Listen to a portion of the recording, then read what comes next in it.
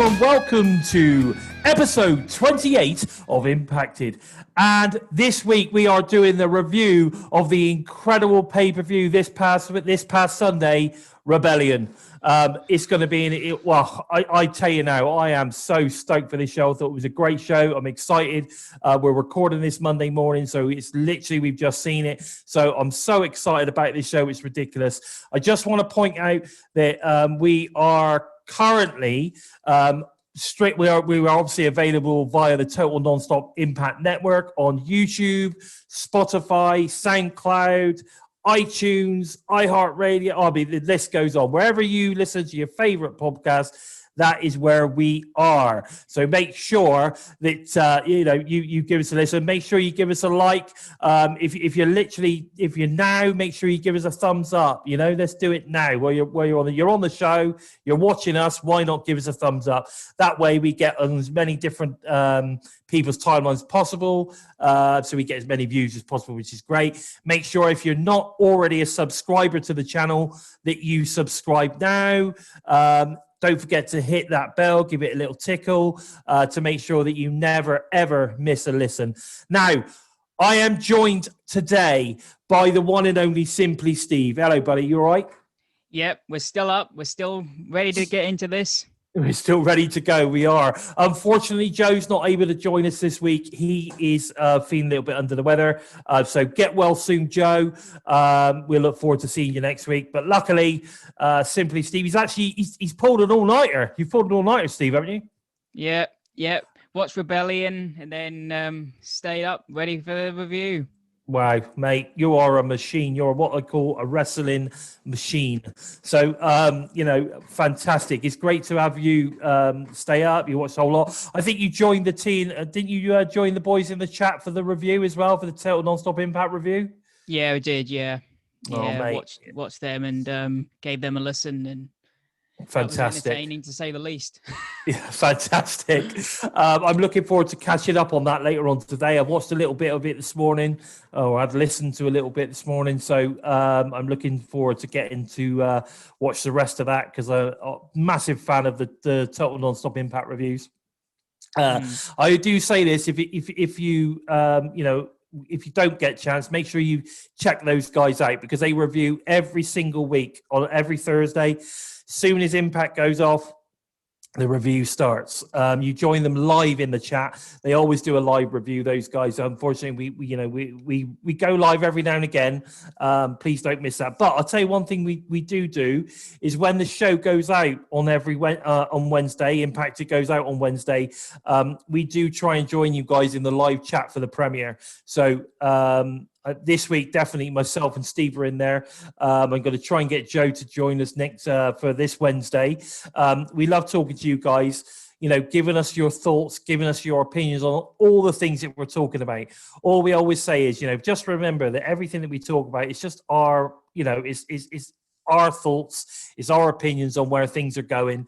And we love to hear what you have to say because sometimes you guys generate thoughts in what we say that we think, oh, actually, yeah, I never really thought about that take.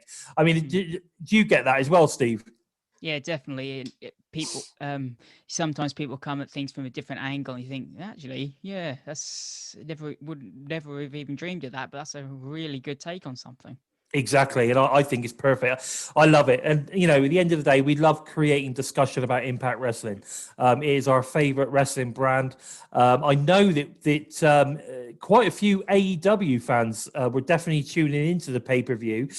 There was a lot of positive stuff coming from the AEW fans, wasn't there, about the pay-per-view in general on the socials? Did you catch that, Steve? I did, yes, and it's nice to hear. It's nice to hear that the positivity is spreading. Without doubt. I mean, I think it's great. We need to bring more eyes to the product. It's a great show. Does it have its off shows? Of course it does. No wrestling show is perfect. Every single show that they do, but generally they're fairly consistent in what they do week in, week out. Like I say, it's definitely worth joining. If you do have access TV in the US, well worth joining the chat. If you're well worth tuning in. Exactly, say it gets showed on Twitch as well in the US.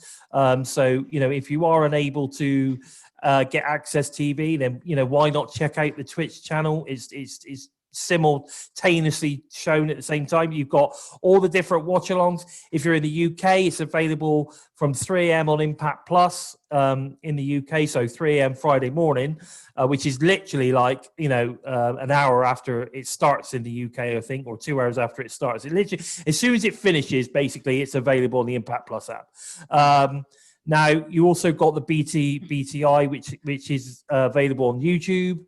So there's so much content that you guys to enjoy, and I highly recommend watching BTI as well, because there's lots of things that go on BTI that kind of leads and help forward storylines as well within the Impact show too. Have you found that, Steve? Yeah, I mean, even the Iceman, what he says, it's a couple of weeks later, you think that's what he was talking about. Yeah, I mean, there's definitely things suddenly click, which is I think definitely interesting. Now, I just want to talk about, before we get into the review of the matches, buddy, I just want to talk about the adverts that we had for the Impact Plus specials coming up, and of course Slammiversary in July. Now, I don't think there was actually any dates mentioned, but we know now that for May is the Under Siege pay-per-view, which is a new name, and I think that's going to be a cracker, because I think that's possibly where we might start seeing some kind of Impact versus AEW stuff going on here, because now, as we know, it's not uncommon knowledge that Kenny is now the new Impact champion. I think there's going to be a few pissed off Impact roster members, to say the least. We certainly know that Moose is not going to be very happy, based on this past Thursday when he came out to speak to Rich.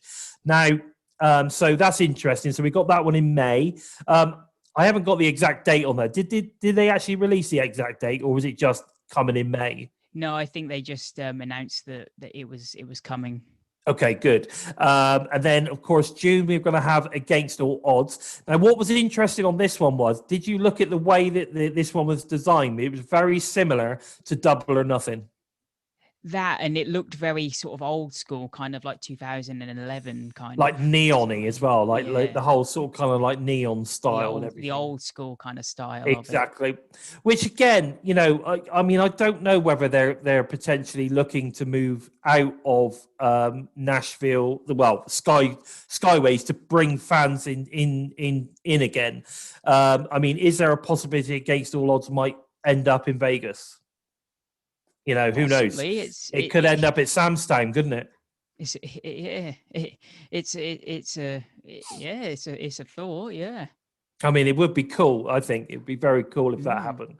And then, of course, we had the big release that obviously July is the month for Slammiversary. And in that, we had a bit of a tease, didn't we? There was a few sort of kind of like faces flashing up fairly quickly. I think, you had to sort of kind of, freeze frame a few shots to make sure you got them all in. Yeah. But there was definitely Samoa Joe in there. There was Mickie James. There was Laurel Van Ness. There was Muta, the great Muta. I think it was Kato, or it might have been Okada. I'm not sure. We had like the Aussie flag. So I'm wondering whether that is referencing the Iconics, for instance. And then, of course, there was the what else was in there? There was the Mexican flag. Yeah, the Mexican flag, which was interesting. So there's lots of I think there's some interesting stuff as well. Yeah, No Limit were in there. So it's interesting to see. I mean, we know that they're probably not all going to turn up. We had a few last time, did they? Was the Bulgarian flag in there again? No, I didn't see it. Or was it an Indian flag? There was another flag in there, which I caught a glimpse of, but I wasn't quite sure what it was. Not sure. I might be wrong. There was definitely another flag. There was the Aussie flag and another Mexican flag, definitely. And I'm sure there was another one, but I might be wrong. I'm sure you guys can let me know in the chat. You're quite happy to let me know these days. So interesting. Yeah, some interesting stuff, isn't it? Definitely. Yeah, there's a lot of options there. I think we were talking earlier before we started recording. I think I'd love to see the Iconics turn up. I can you imagine we could have like an Aussie faction, you know, like obviously we've had like Team Canada and LAX, sort of kind of like a Mexican faction. You know, we've had all sorts of kind of like nation or country related factions. I mean, we even had the British invasion in the past. So it'd be interesting to see whether there's a possibility of maybe Tennille sort of kind of bringing the Iconics in. Could you imagine, you know, Tennille being the leader of an Aussie faction? I don't know. I think that would be really cool. I mean, what do you think? I agree, and I always wanted them to do this with the Rascals, but I'd love them to get, you know, the Iconics with Tennille and get the tag titles and defend it with the Freebird rule. Yeah, that would be interesting. Yeah, definitely. I mean, what do you guys think on that one? That would definitely be an interesting point to go with. But you know, I mean, for me, it's really important. I think that we do our utmost, or you know, Scott and Don do their utmost to get Samoa back. I think Samoa Joe is definitely someone that we need on Team Impact. As we've talked about over the past few months, you know, they're definitely building this kind of like team mentality going on. We've got Team AEW, we've got Team Impact. We've definitely seen that the New Japan guys are starting to wear these kind of tracksuits as well. So, you know, are we going to be looking at it at some point later this year of some kind of joint thing going on?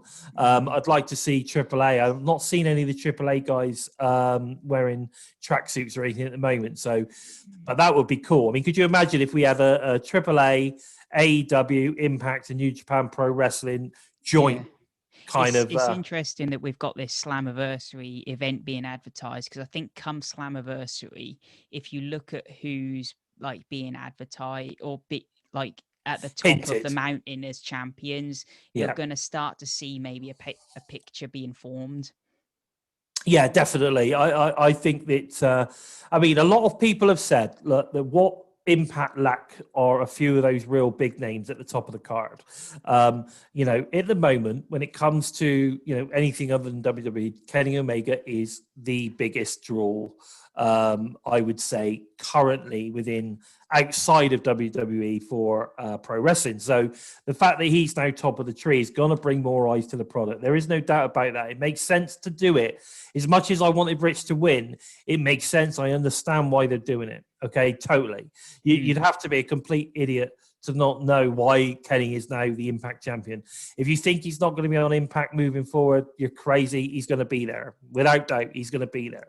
Okay.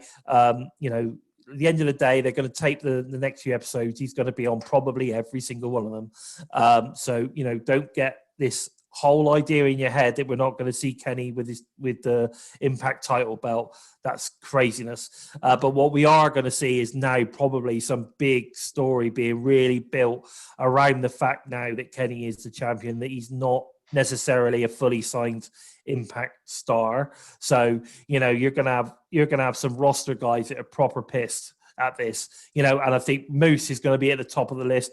I think the first thing he's going to do is come in and totally destroy, well, not totally destroying, but I think he's going to be pretty annoyed at Rich Swann. So I think we're going to get a bit of a feud there, and it will end with Moose winning that feud in the end. Another one that raised his concern was Callahan, and he had some words for Callis as well, didn't he?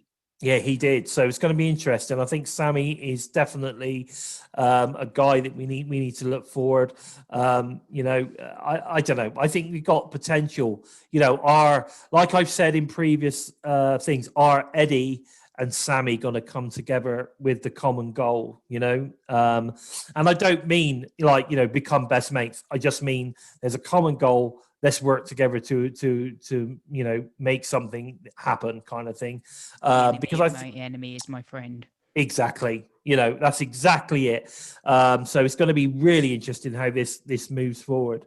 And the other one I'd like to see is Mickie James. Now, you know, like in terms of like star power, you know, she is a big name for the card. Mickie James is a big name for the card.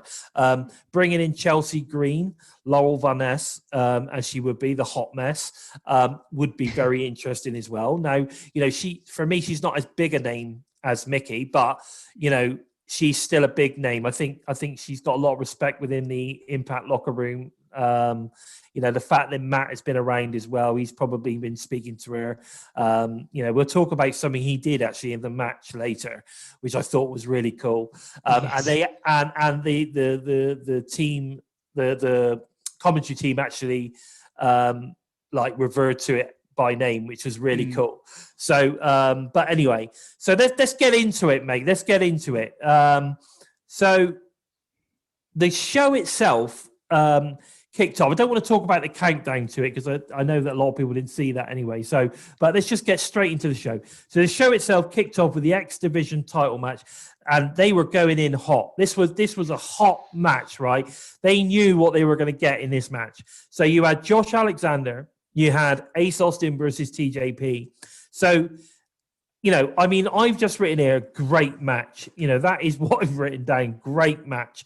I thought this match, top to bottom, every single, well, all three wrestlers shined. You know, you've got to say Ace Austin looked amazing. Josh came out and he looked amazing, and TJP looked great. I mean, you know, there was just some really cool spots in this match. And if you're a fan of that fast-paced, kind of, you know, high octane style, you would not have been disappointed in this. But also, if you're a fan of the mat wrestling, you wouldn't have been disappointed either, because it pretty much had everything that you know. I mean, at one point, it was like all three of them were in ankle locks. You know, you had like, I think TJP had Josh Alexander in an ankle lock, and then Josh ended up getting Ace Austin in an ankle lock as well. It was, you know, the only one not in the ankle lock obviously was TJP, but it was submission caterpillar. Yeah, it was amazing. Talk about caterpillar. It reminded me a little bit of Human Centipede. Have you seen that movie? Yes. That's what it looked a bit like that. But there you go. We don't go into that too much detail on that one. But you know, it was an incredible match, and it was one of my favorites of the night. It was just an incredible match.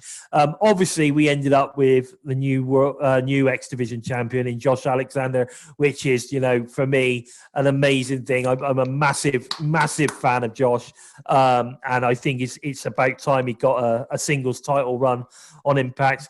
I'm looking forward to seeing where this goes. The guy is an absolute demon in that ring. He's a beast. He's a legend. He's an incredible wrestler. What are your thoughts on this match, mate? Yeah, exactly what you said. You know, all three men absolutely shined, and there was a bit of everything in this match: submission wrestling, mat wrestling, high flying wrestling, and there was no room to really breathe at all. It was so full on from start to end, but it wasn't too fast that you couldn't keep track of it. It was perfectly paced. It was great. It was great. I think Trent said this in the past many times, that you just can't believe the dude, like Ace Austin, for instance, is 24 years old, because he's so clean. I think that's what makes this match so good, because you've got Josh Alexander, who is again a clean wrestler, right? He is so good in the ring. You've got TJP again, so clean in his wrestling. You don't see botches from these guys. And of course, Ace Austin. Now, you know, who is the least experienced wrestler in this match?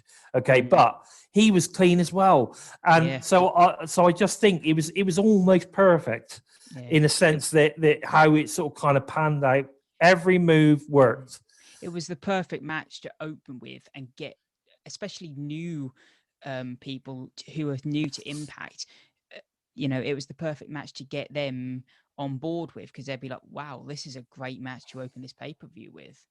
Yeah, it was incredible. All three guys, I think, really showed up for this pay-per-view. They showed up and they gave everything. Yeah. And I am just so over the moon for Josh Alexander, and I cannot wait to see where this goes for him, because the sky's the limit. The sky is the limit. Josh Alexander is the man. So kudos to you, my friend. Anyway, moving on from that, there's nothing else I could say really, because I'm such a big fan of Josh, and I'm so happy for him. There was a fantastic like little video clip or something that got released by by Jade Yes. on social media of her and the two kids going absolutely nuts in the when Josh wins. So again, he's a great family guy, and I think couldn't happen to a better bloke. So it is great to see that. Now moving on, we then had. I didn't want to talk too much about this, but I think this is quite significant because we then had like a backstage promo where you couldn't see who Eric was talking to, where he was talking to obviously someone that was quite tall because they were all looking up, funny enough, right? So I found it interesting because what he was kind of saying was that this is like a trial match kind of thing. Let's see whether you've got what it takes kind of scenario. So then we got that, which is then obviously, because we knew at the top of the show that Eric was injured. They made it clear Eric was injured, there was going to be a replacement, etc. We didn't know who it was going to be. I mean, I had my thoughts it might have been someone like Davey Richards coming in, someone like that. So we had that promo anyway, and it was very. Yeah, it was intriguing, but the fact that they were looking up sort of kind of said, well, it ain't going to be Davey Richards because, Davey's sort of Dina's height, isn't he? So, and they were even Joe Doring was looking up at that point. Yeah. Well, I wasn't looking at Doring the first time, but the second time I watched it back, I was like, hang on a minute. If Joe Doring's looking up, the dude's big, right? Yeah. So it was like, it was interesting stuff anyway. So then we went into obviously the big nit where they sort of kind of like bigged up the feud and the match and where how we got here. So of course this match was VBD versus Storm Saban, Eddie Edwards, and Willie Mack. Now, I don't know. I think there was a post on social media where it talked about how many titles there were between these guys in Impact Wrestling. It was something like 20 odd titles or something. So it's almost like an Impact Dream Team. It was a pretty impressive group of 4 people that were in there to face VBD. Now, so they all got set. They all looked fantastic. Some nice ring gear on display. I think even James Storm had some new gear, and I think pretty much everybody had new gear for this pay-per-view. I was going to say, yeah, pretty much everyone who walked out had new gear. Which was great, and it just goes to show how they feel about the pay-per-views. I think pretty much every pay-per-view they do, don't they? Yeah, they do. They proper go for it. But this one I think seemed really significant. I don't know why, but maybe because I think they knew that this was a big event. I think everyone made a massive effort with their gear. They wanted to look their best. I thought it was one hell of a. For me, one hell of a match as well. I mean, you had some great stuff on display. Apart from fantastic ring gear, the actual match itself was outstanding. So, but what we got obviously VBD came in. We got Eric Young at the top of the ramp. He sits down. Obviously, he's got a torn ACL, so he don't want to be standing up too much. And then he basically brings out. It's not the new member, but the person who's going to be standing in for him for this match. And the music hit. He's obviously got his own music, so you could pretty much say that he must be signed. Although they haven't actually announced that, they wouldn't necessarily go to the trouble of giving him music and everything else and a vignette straight off the bat if he wasn't going to be staying around for a while. So we get this music hit, brand new music. We see the words Kaz XL, and then all of a sudden it changes to W Morrissey. Or was it Yeah, it was Morrissey, not Morrison, was it? Yeah, Morrissey. Morrissey, yeah. Yeah. And I think you'll see that his social media's changed now to William Morrissey. I think that's what he's calling himself on his Twitter account now. So that's obviously his new name, William Morrissey, which is great. There's no reason why that. I don't know. Maybe that's his real name. I got no idea. It is, yeah. Is it his real name, which is great as well. So he's turning over a new page. It's like he's leaving Kaz behind now. He's leaving Kaz behind. He's now William Morrissey, which is fantastic. I love it. I think it's great. The guy is 7 foot. He looks like an absolute beast. I mean, he was cut, man. I mean, he looks better than he did when he was on WWE. That's for sure. You know, I mean, I know that a lot of people used to sort of like, take the mick out of him a little bit because, you know, he had quite a big chest and stuff like that. But now he just looks like he is so lean and he's cut, absolutely cut. So I think, and did you not get like a bit of a kind of like a test feel to the way he looked? What? The wrestler test. Yeah. Oh yeah, definitely. Definitely. I mean, he's grown his beard. He's grown his beard a little bit. The whole sort of kind of like black genie trouser type look with the boots and everything, very much reminiscent of a Test. You know, back in the although I was a bit more impressed with him than Test. Yeah, well, I mean, no, don't want to talk ill of the dead, but you know, Test wasn't the best wrestler in the world, but he had a great look. And you know, I was a bit of a fan, I must admit. He was decent, yeah, but he was just missing something. I think you're right. Yeah, I think you're right. Hence why he didn't stay around as long as, you know, possibly he could have done in the E. I know he had a little stint in TNA as well, which is where I pretty much saw most of his stuff. But, you know, I mean, bottom line is, at the end of the day, the guy looked absolutely incredible. Oh, he does. And when you add him into that faction, like the fact that he's taller and bigger than Joe Doring, it says it all, right? Yeah, I mean, this is my real first time of seeing him. I've seen him in like highlights and bits and pieces, but I've never actually seen him in a full match because I don't really watch anything of the WWE. But yeah, this is my first time seeing him in a full length match, and yeah, like I say, I was really impressed with him. And I was a little concerned when he walked out because I like Violent by Design as they are. And I felt like if you were going to add another member, then you'd need someone who was going to be able to fit in and still be able to stand out on their own. Yeah. But I felt like Morrissey coming in would blend too much with Doring. But he doesn't, does he? He doesn't. No, not at all. He still manages to stand out. So yeah. He totally stands out because he's a 7 foot monster. Yeah. And go on. I would like. I mean, I'd be interested on Thursday's episode if they put him in the same gear as what that Violent by Design wear, because obviously you think he's passed the test now.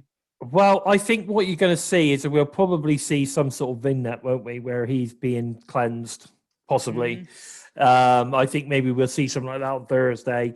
If he's obviously going to be around. I think he had a great showing. He looked fantastic. The fact that he literally just sort of kind of like steps over the top rope with complete ease is pretty amazing as well. But James Storm wanted something of him in the match, didn't he? He was basically he put up a great fight with him, didn't he? And he did. To be honest, I actually thought he was going to take Morrissey off his feet. I really did. But yeah, he stood tall. He was like, because there was that point where he was like, I want you to tag that monster in. I want to fight him. You could see it. I thought that was a really cool moment. It was a cool spot. We talk about Violent by Design with titles. I want to see Doring and Morrissey go after the tag titles. There's a possibility there, or certainly somebody needs to go after the tag titles. I mean, you've got Rhino in there with the cup and everything, haven't you? So it's cool shot. Rhino with the world title, and then Dina for the X division. You reckon? Jeez. Go on, son. It could be interesting. Violent by Design takes it all. I think what's interesting about Violent by Design is they don't seem to be that interested in titles. They don't, do they? I think then I don't know. Maybe later on, once they've done with sort of doing their recruiting and just generally beating the shit out of everybody, I think maybe they'll start going for titles then. But at the moment, they're definitely on a roll at the moment. I mean, but it was a great match. It was a good match. Like you say, Morrissey ends up getting the pin on Willie Mack. Willie Mack looked great in this match as well. Talk about Willie Mack. I thought he had a great outing in this. He showed his speed, his athleticism was incredible. Everyone had a good showing. I think for again, for the fact it's a multiple person match, everyone got their shit in. It was mayhem in a good way. Yeah, it was a great match. I was really happy with this match. And one of the things I saw, which I thought was be amazing photograph as well, if it gets released, or we could try and screenshot it, was there was a bit where Morrissey was sort of kind of like stood in the ring, standing tall. The camera was on him, and you had basically VBD and Eric Young in the background. You had Eric Young just pointing. And I thought it was that would be a really cool, really, really cool picture. I think that was a great match. I think obviously Morrissey getting the pin on Willie Mack cemented his possible introduction or inclusion into VBD. Like I said, I think Thursday maybe we'll see a vignette with him being cleansed in the Holy Waters of Change. Who knows? But I think that would be really cool, and what an addition to Violent by Design, that's for sure. We then end up moving into the next match, which was obviously the grudge match between Brian Myers and Matt Cardona. Now, Matt Cardona come out with like some sort of kind of like Legion of Doom style gear. He had the old spikes and everything, Road Warriors, Legion. I don't know what was going on there, but they looked. He looked really cool, and I thought he's obviously, we know that he's a big fan of wrestling in general. So, I think that was a really cool thing for him to come out, sort of paying homage to, past great wrestlers, which is cool. Obviously, Myers comes out and he's wearing like a new ring gear again, like a grey color. Which actually I thought, against Matt, they actually, it worked really well. It was almost like they'd color coordinated possibly for the match. But I thought it worked really well. So I don't normally like talking about ring gear constantly, but I just think the ring gear for everyone this particular pay-per-view was awesome. Now, the match got going, and straight off the bat, it was pretty hard hitting, wasn't it? Yeah, there was quite a few nasty spots in this match, weren't there? There was some really like hard hitting moments, like you say. They proper went for it. I think they were going for it. Then we had, unfortunately, we weren't too far in. I think we were only about 5 or 6 minutes in. And then all of a sudden we get the injury to Matt's knee. I think we were talking about this earlier. You suggested this as well, that I think basically brought the match to an end much earlier than possibly it should have been, because it didn't seem a very long match. But it turns out, good news. I think Matt put out later on on social media that basically his kneecap popped out. They managed to pop it back in, and although it's a bit sore, it's okay. So that's good news. That's good news that Matt didn't get a massive injury. I know that the replay on that looked really uncomfortable. I mean, his knee, literally, his leg, like his calf, literally went poof like that as he landed. It was a bit of a Sid moment again, weren't it? Mate, it was, yeah, exactly. It was a bit difficult to watch when you're on the slow motion replay. Although I will say credit to him for finishing the match. Definitely, because I think, we saw the classic arms cross, so we knew that it was a genuine thing from the referee. So we knew as soon as that happened, there was a genuine issue here. And then, obviously, Matt managed to get himself off the floor. He couldn't move his leg, he couldn't bend it, but they managed to get him up. I think Myers pretended to be his friend and help him up, didn't he? Yeah. and then sort of basically, gave him a clothesline from hell, or shall we call it the roster cut? Yeah. And it was 1, 2, 3. Now, I'm not sure that this wasn't. I mean, I think Myers was going to win anyway. I just think that the injury brought it forward. Are you right? What do you think? Yeah, yeah. I mean, until I saw the replay, I thought it was a work, and then you saw the replay, you're like, no, he's injured. But yeah, Oh, I went for Myers anyway, simply because I thought Cardona was trying to bring get Myers on his side, and I can't see Myers turning face. no, I think I'm not really sure what's going on here because No, uh, I I'm just not invested in the story. well, I'm to be honest, I'm quite cool with the story or what they've done Yeah, so far. I'm quite cool with it. I think Cardona is there to help Myers get Myers over more. I think yeah, I think that's what he's there for. I said, but the thing is, I think since he's got there, I think Cardona's actually started to like it at Impact Wrestling. I can see him signing a long term deal at some point, especially if they get Laurel in as well, yes, because that would mean for him that he gets to spend time with his fiance all the time, and I think that's a good thing. Also, the schedule for Impact, as it stands at the moment, is nowhere near as thick as say, AEW or even or certainly the WWE these days. Where well, it's they're on the easier than road. anywhere, really, isn't it?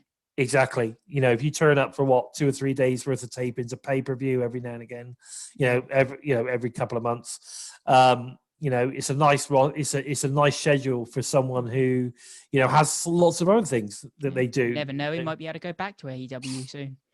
Who knows? Who knows? But I'd like to see Matt stay. I think Definitely. he's done some great stuff over the last few months since he's been around. It's been I've good. enjoyed him. So Myers gets the win. I think that was going to be the case anyway. It was, like I said, I think it was just brought forward because of the injury issue. But interesting to see where again this one goes from here, because I'm sure Matt Cardona is not going to be happy with the way that ended.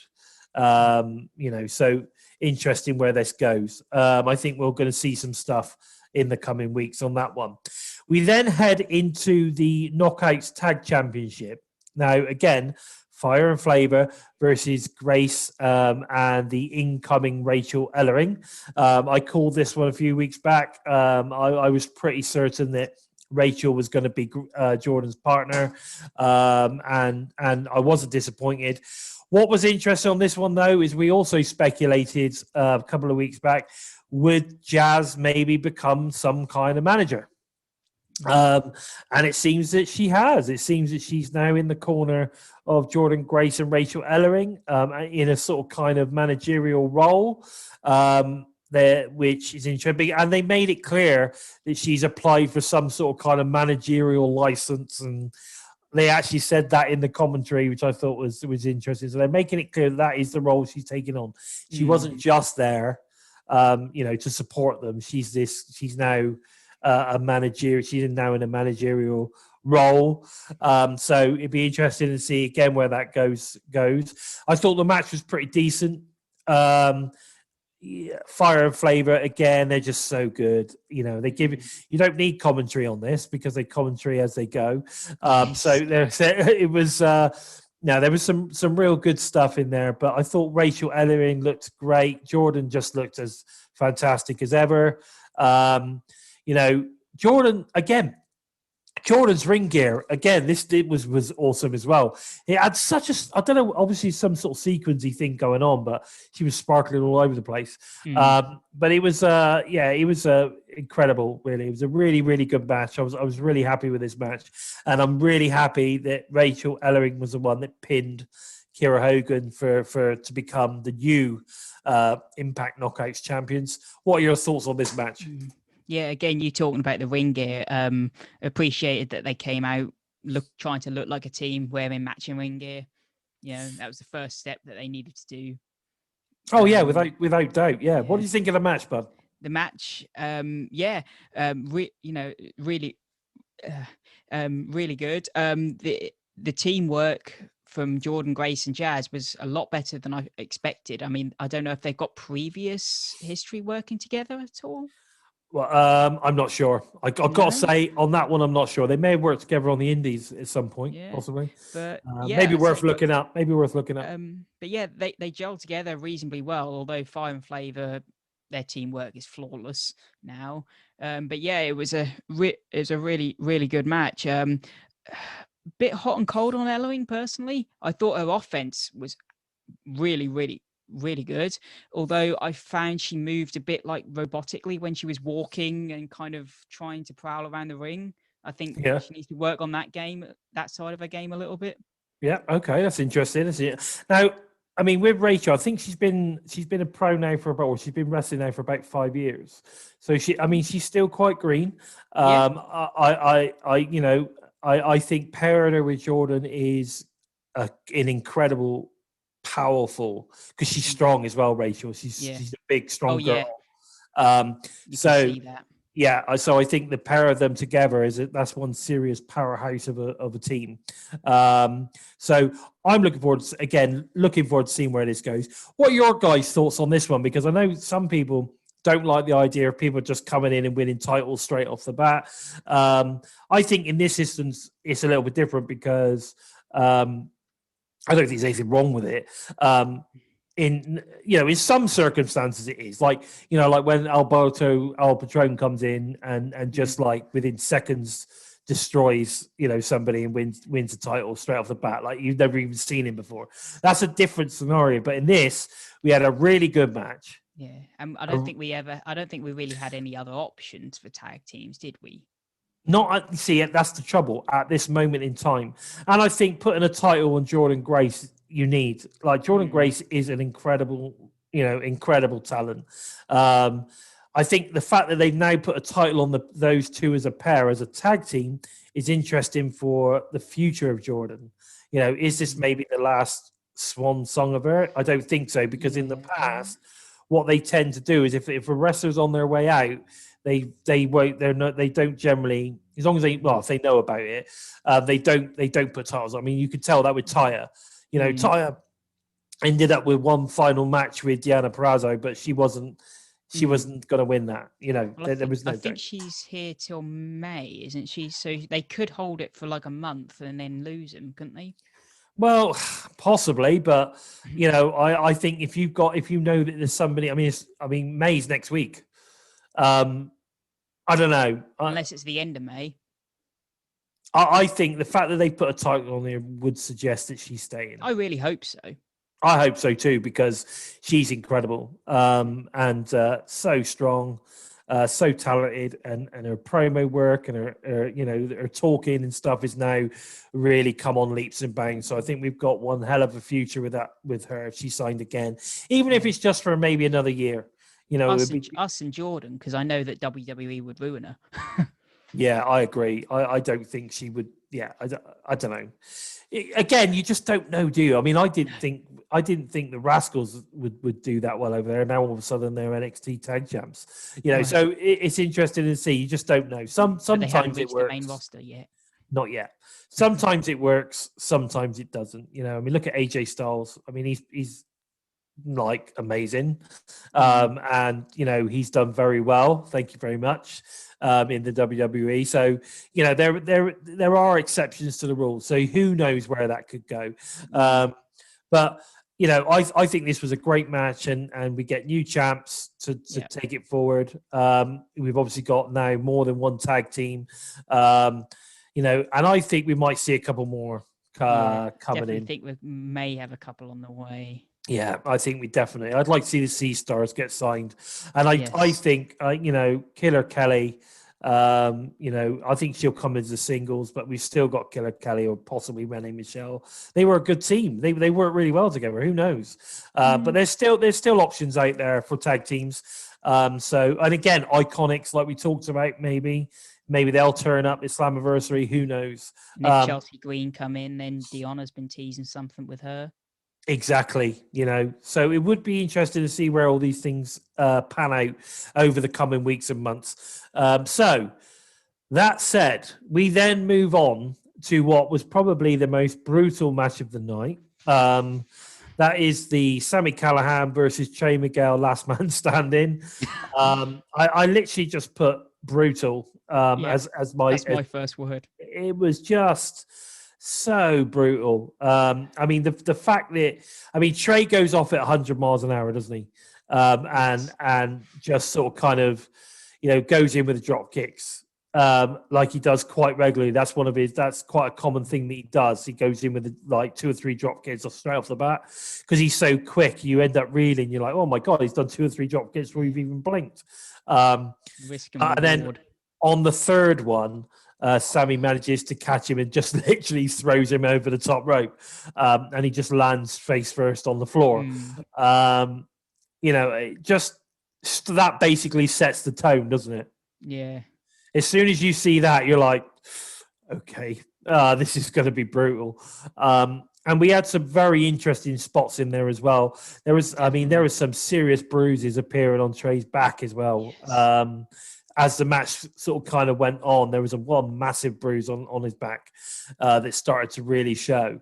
But there was one spot which scared the crap out of me, and Trey Miguel must have had some serious belief and in Sami on this one, because the spot where you had the table with the legs facing up, and then he basically does like a backdrop over the legs. Now either side of those legs you've got sticking up poles. Now, if he gets that wrong, you're impaling him on these, you know what I mean? But for me, that was incredible. I just couldn't believe that he did that. It was very similar to the Ace and Eddie spot. Remind me. Yes, you're right. Yeah, because that was extremely dangerous. And again, you're only going to see this kind of stuff on an Impact Wrestling or an AEW. You're not going to see that on up north. It was interesting that they went for that.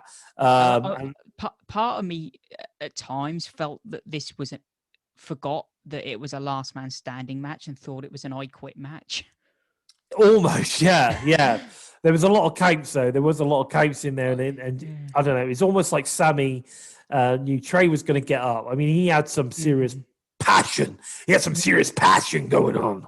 He really, really showed what he was made of. I think Trey in this match. I really thought that the bit with Sami trying to trap him under the stairs was really inventive.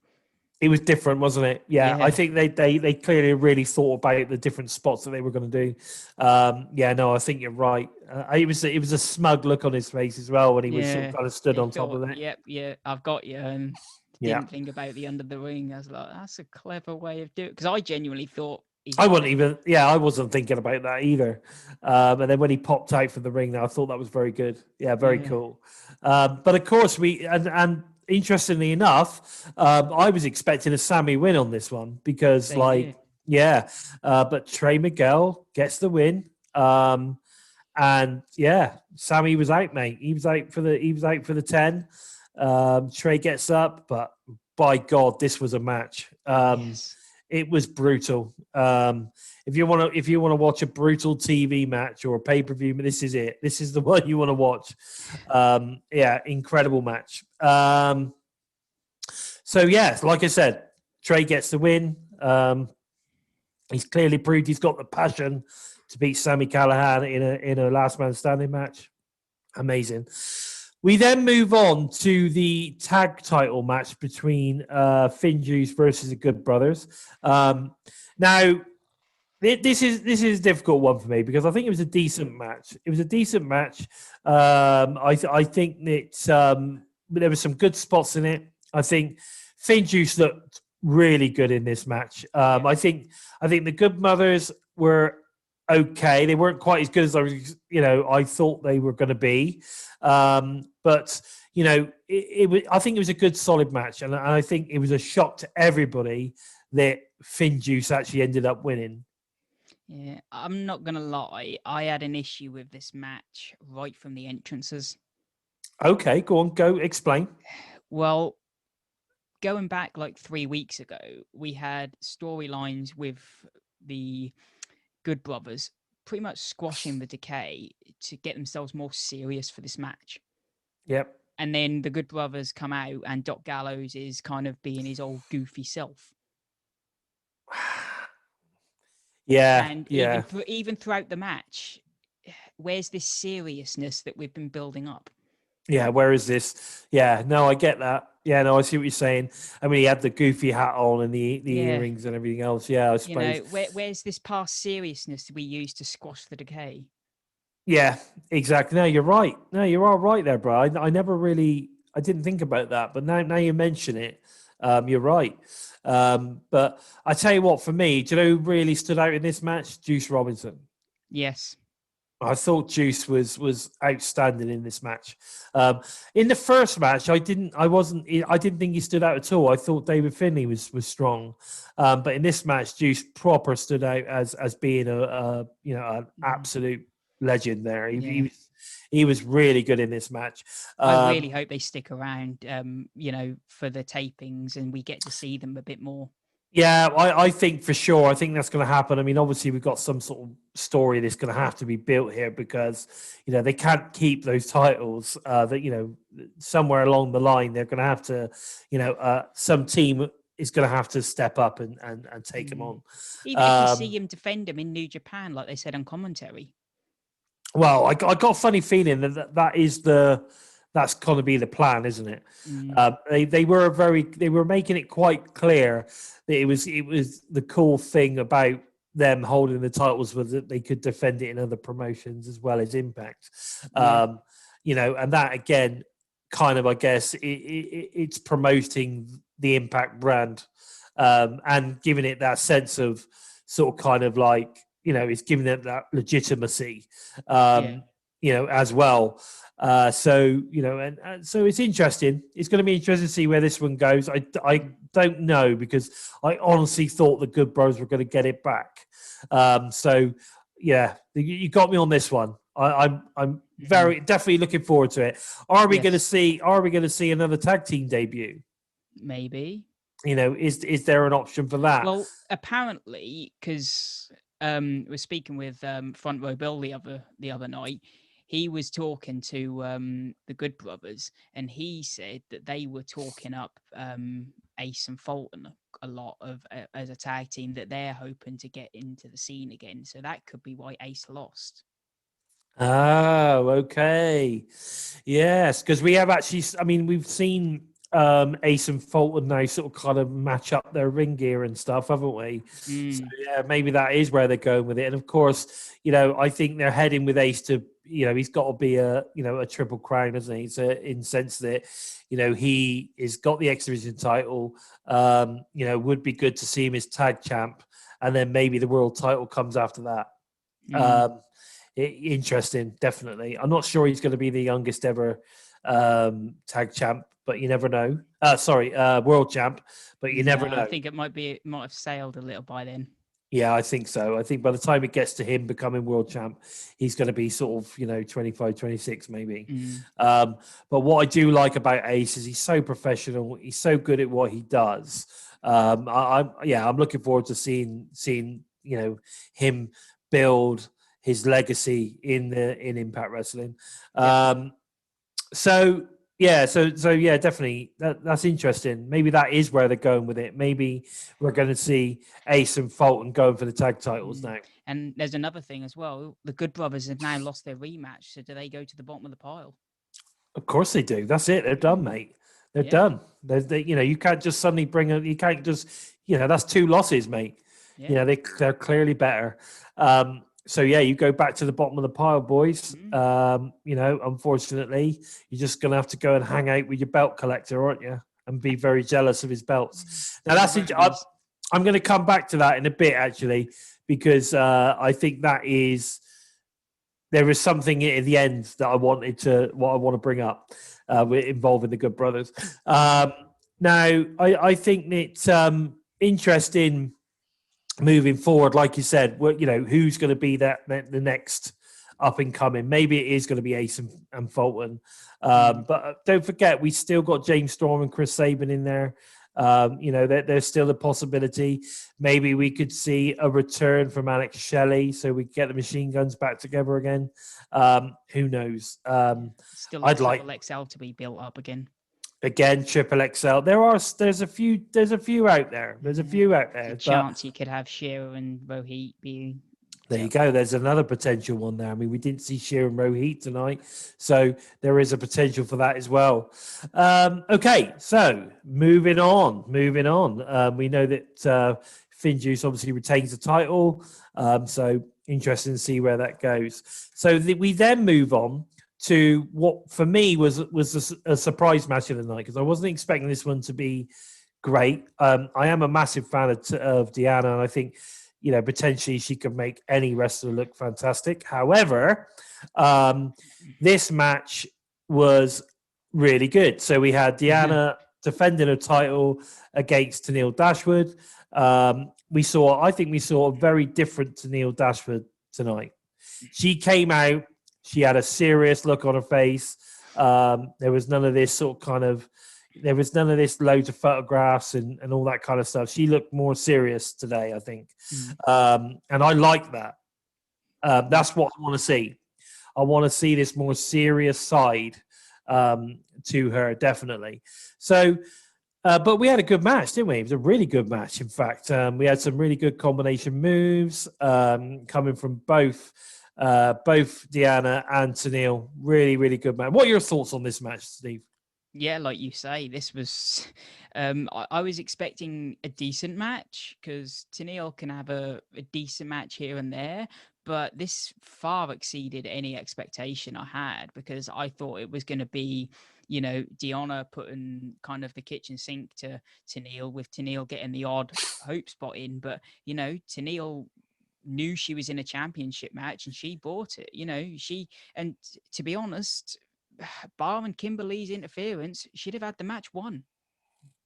Yeah, I think you're right. I think there was definitely a point in there where there was a potential to have that issue.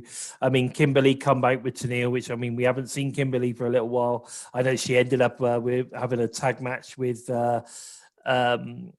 Susan against Rosemary and Havoc in the pre-show thing, the countdown, which I thought was actually a pretty decent match. It was, yeah. Really good.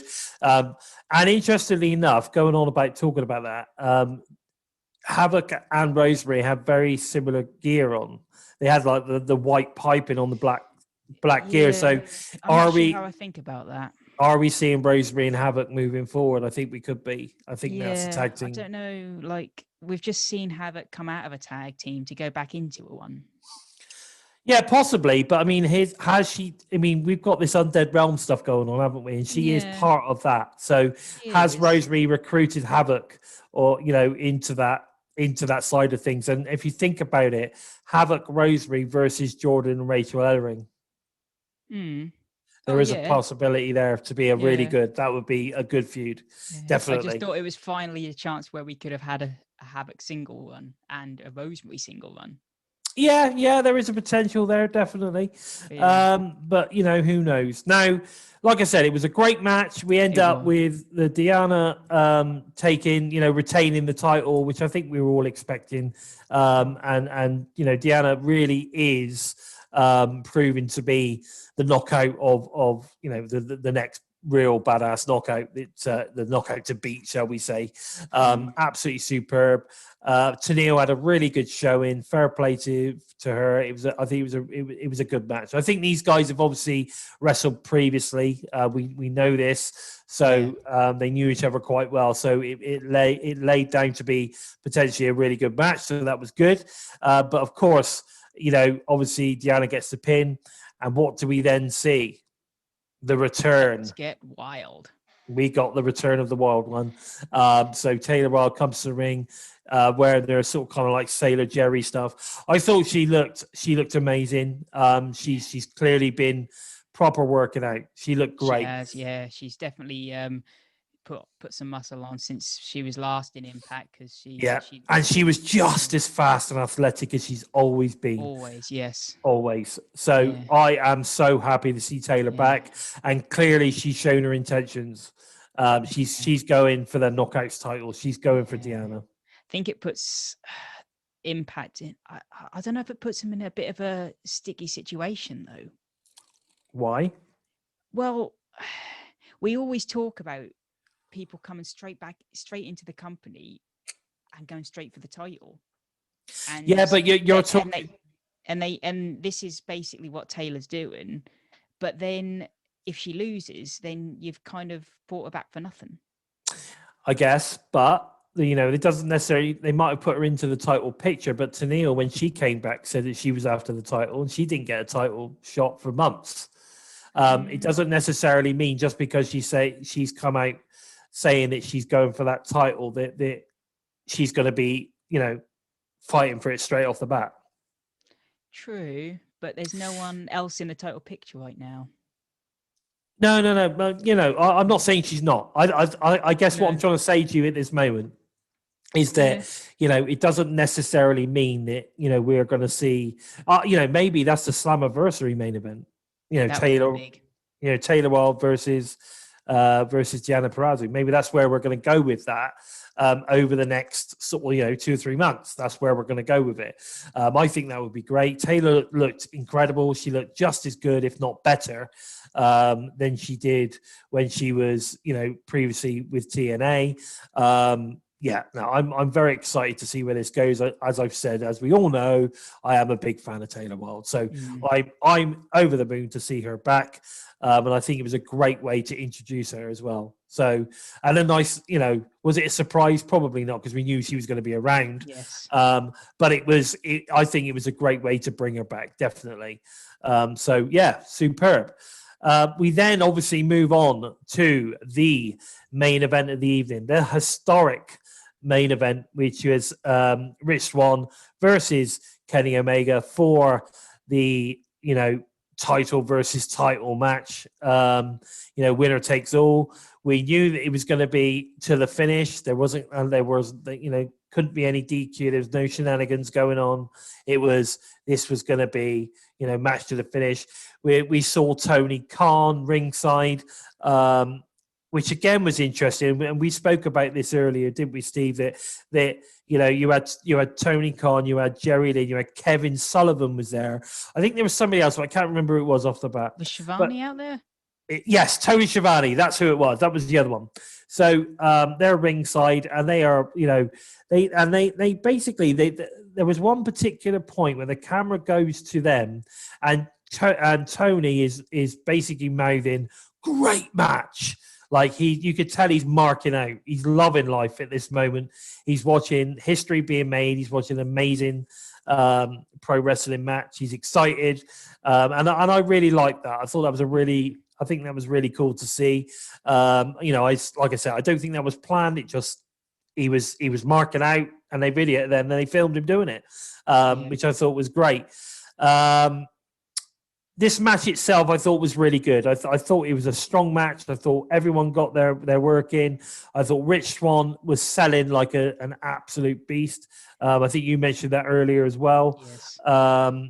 But he also got in a lot of offense as well. I think you were saying, I thought it was quite 50-50, but you think it was a little bit more 60-40 in sort of Kenny Omega's, don't you? What are your thoughts?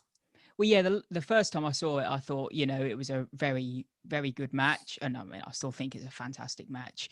And yeah, the first time I watched it, I was like, yeah, it was a 60-40 offense in favor of Omega. And then I went back and watched the second time. I was like, Omega did get more offense in than I thought he did. But yeah, no disrespect to Swann, his selling really put this match over the edge, and really made the match what it was. And one thing I will add as well is you've got, like you said, Khan, Lynn, Shivani, Sullivan, D'Amore, and then Edwards, Mac, and then the Good Brothers out there. Yeah. And the only outside interference was Omega going to get a chair. Yeah, that's right. That was it, wasn't it? Everyone expected outside interference because there were so many people and not one person interfered.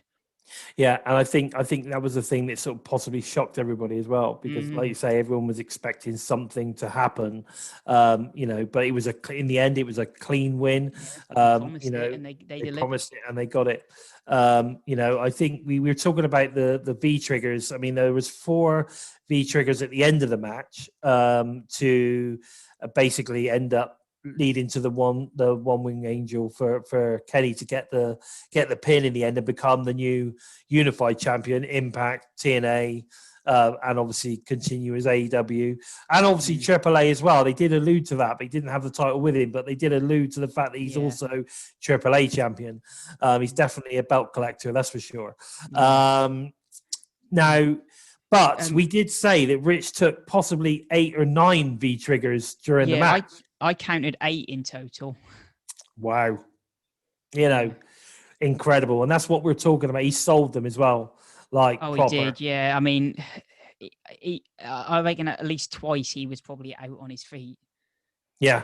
It was a pretty impressive haul. And I think at times Kenny was like, Jesus Christ, what have I got to do to beat this kid? You know what I mean? What have I got to do to beat this guy? Yeah. You could see that was there, But another thing that really helped this match was, and I know that this was what helped a lot of people buy this, was the commentary. Yeah, I forgot to mention that. I should have put that down. I thought the commentary was incredible. Yeah, I mean, I sometimes struggle with 3-man booths because it could be messy, but here it was beautiful. They worked really well together. It was. It certainly was, and it's interesting. I mean, are we going to see Mauro do more pay-per-views for us for Impact Wrestling? Or was it just a one-off to really create that big match feel for this? It would be a shame, because you're right. He was incredible, wasn't he? I mean, even to the fact that, because he's not primarily a pro wrestling commentator. He does MMA, doesn't he? Yeah, but he knew he'd obviously done his homework, because he was totally aware of all the different moves. He was calling the moves out, and I thought he was really good. And what I liked about it as well is that obviously Matt Stryker normally takes the lead in the commentary, but he was clearly in awe of the fact that he sat next to this guy. And can you imagine? I bet they learned quite a lot while they were working with him as well. Stryker kind of acted as a second color commentator, didn't he? Yeah, exactly. And I like the way that Mauro was quite often, he'd say, well, literally, D'Lo, I mean, what do you think of this? Or what? And I thought he was really strong. It was really good. Yeah. I mean, I think that the option is kind of like it was a one-off, but if anything further happens, then the door is open. Yeah, for sure. It's going to be, like I said, I'd like to see him back. It would be interesting. Apparently this was Impact. Yeah, of course it was. Yeah. I mean, they're going to be the one paying the bill, aren't they? So, it's going to be interesting to see. I know there's a lot of people out there thinking that this is all AEW, but it's not. It is Impact. Yeah, of course it is. It's all Impact. They're paying for everything. Yeah. They're doing everything they can to push the product. And I think it's going really well. For me, it was an amazing pay-per-view. Now, the one thing I wanted to talk about earlier was with regards to the Good Brothers. Now, obviously they didn't win their match, but there was a scene, there was a shot where you got basically Kenny, the belts are all draped all over him.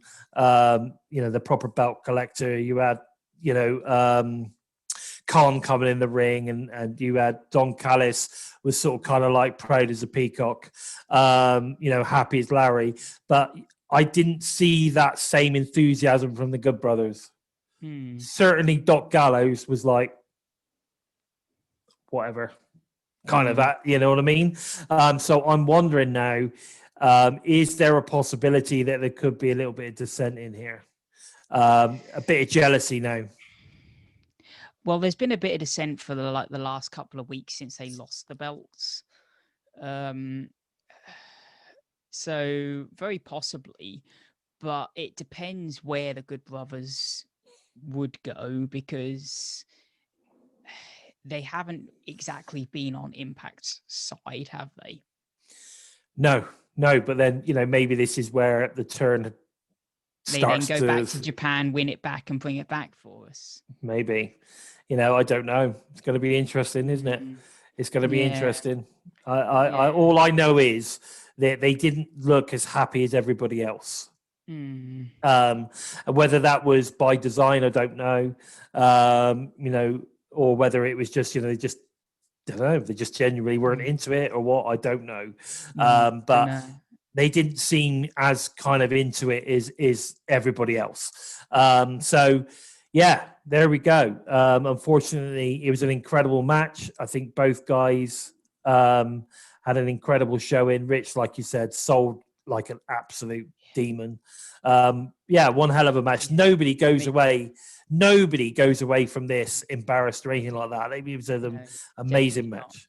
Amazing match. I think we know that Moose is probably next in line, but for me, I'm far more interested in what happens to Rich now. There's such a great story to be told in his rebuild, because a lot of the Impact talent have said, look, win this or else, and he's lost. So there's such a great comeback story to be told. There is a potential that maybe it is a one of those sort of kind of redemption stories or whatever. Now the underdog, the ultimate underdog. We know that Rich is the ultimate underdog. That is the role that he plays as his character. He's, I don't know. It's going to be one thing's for sure. Moose is not going to be happy with Rich. No. So we're definitely going to see some sort of fallout from this on Thursday which involving Moose. I'm very much certain. I'm surprised Moose didn't come out at the end. Yes, that felt. I was half expecting after Kenny was kind of draped in gold that Moose's music just didn't play. Not that he didn't appear, that the music just didn't play.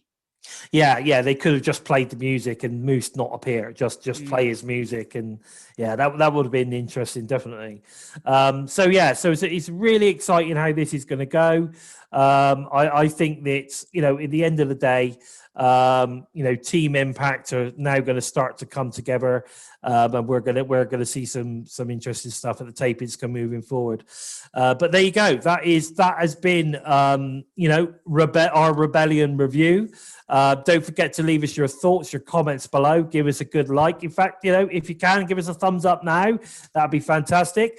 Don't forget to subscribe if you're new to this. Subscribe to the TNI channel. Tickle the bell so you don't miss a listen. And don't forget, we are also available not only on YouTube, but we are also available on all the different podcast outlets. If you're into just listening, if you prefer your podcast on the go or whatever it is, then please check out SoundCloud, Spotify, iTunes, iHeartRadio, wherever you listen to your favorite podcasts, we're there, and subscribe to all of those.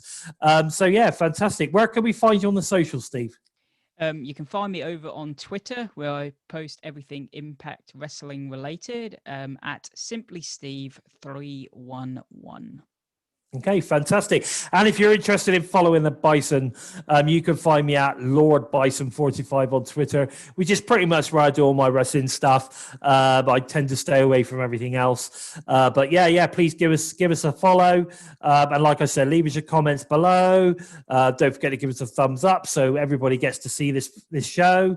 And all that's left to say really is thank you so much, Steve, for joining me today for the review. Pleasure. Get well soon, Joe. We miss you. This has been episode 28 of Impacted. Take care, guys.